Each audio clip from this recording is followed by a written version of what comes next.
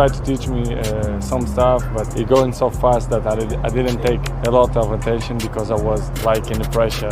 Unbelievable, fantastic experience. Man, just imagine getting passed up by a dude doing this.